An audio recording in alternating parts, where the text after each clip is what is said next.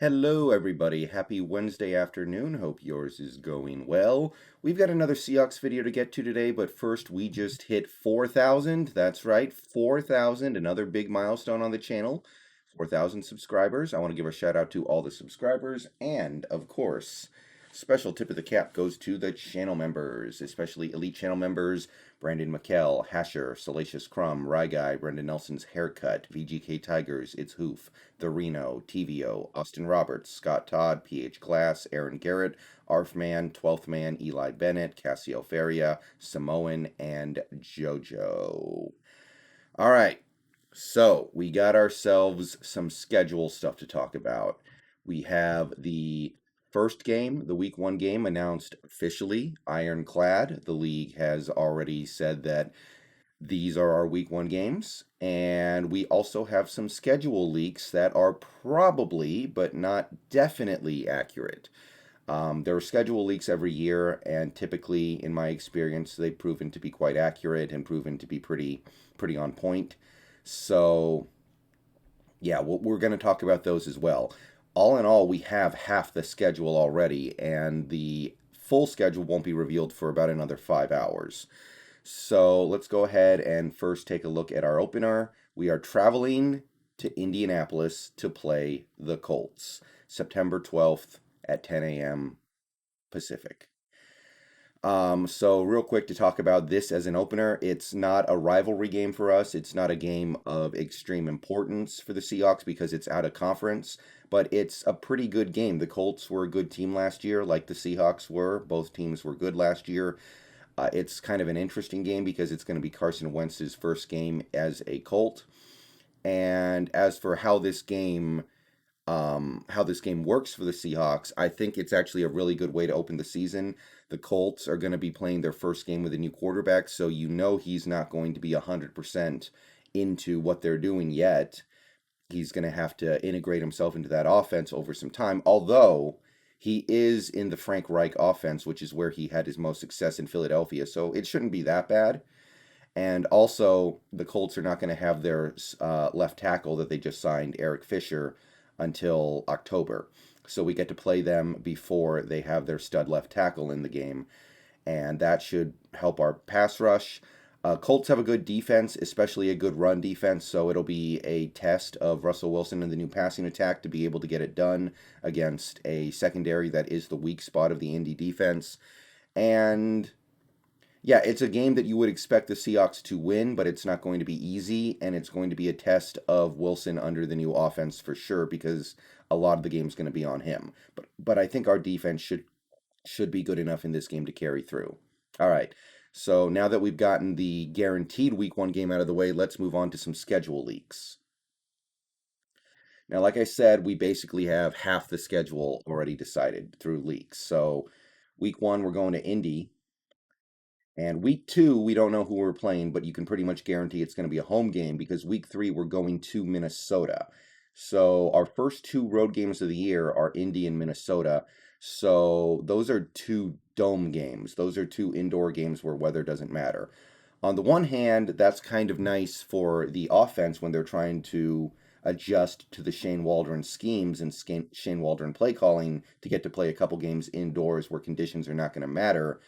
On the other hand, you could argue that you would prefer to play these indoor dome games later in the season because the weather is actually going to be bad. So it's nice to get those games done in the later portions of the season when playing in another stadium might mean you have to deal with bad weather. So kind of a mixed bag there, but on the whole, I think this is a pretty good way to start the season. These two road games that you start the season with are games that you would expect to win, I think, if you're a good team this year.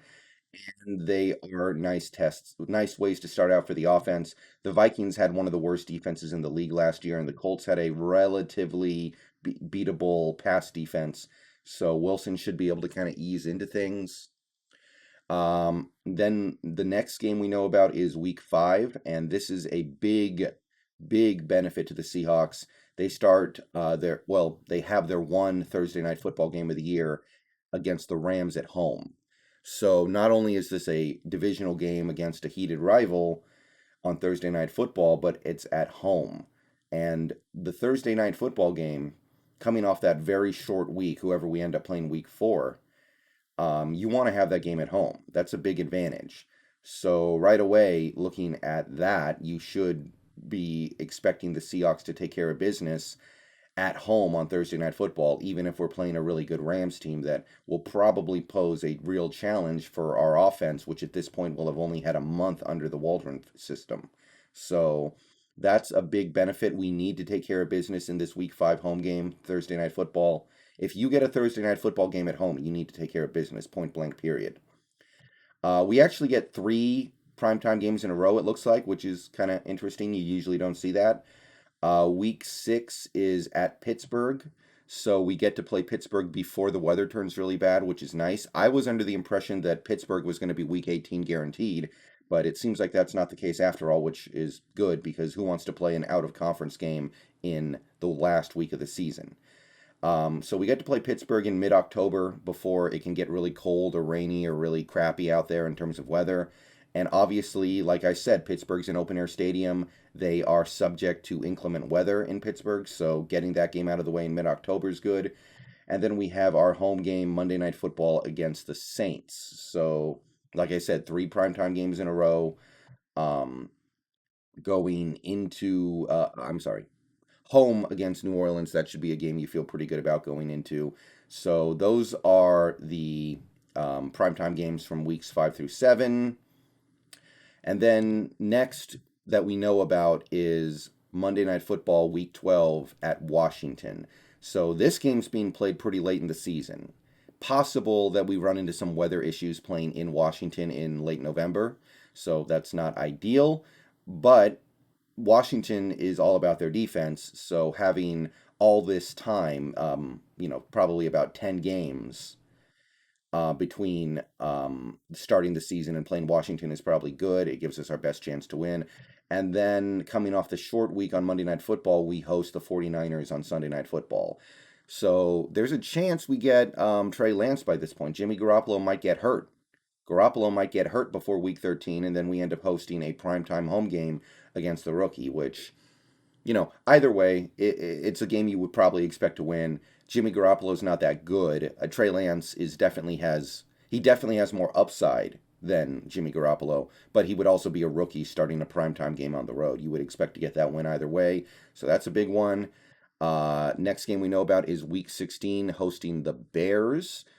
Obviously, you don't want to go to Soldier Field in late December, so this is good to get this game at home. And by this point in the season, if Justin Fields wasn't the starter at the beginning, he very likely will be by now. So we probably get another home game against a rookie quarterback, so you would expect good things to happen there. And then Week 18, final game of the season at Arizona.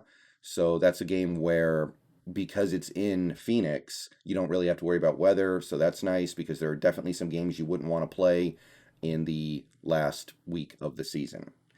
As for the games we don't know about yet, Week 2, you can probably pencil in a game against a divisional rival because we only have 3 of those accounted for right now. We still don't know about the Green Bay game. Hopefully we can get that kind of early just so we can get it out of the way without playing in the snow.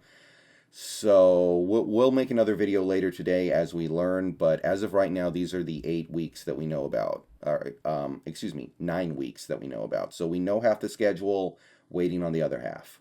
So let me know what you guys think about this slate of games. Who are you excited for? Which games would you rather have earlier? Which games would you rather have later?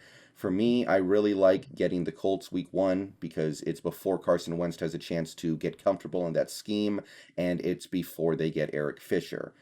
So, as for the rest, it's a mixed bag. I like some stuff, I dislike some other stuff, but for the most part, I think this is broken out pretty well for the Seahawks. With that, I'm going to get out of here. See you guys later. We'll see what the rest of the schedule has.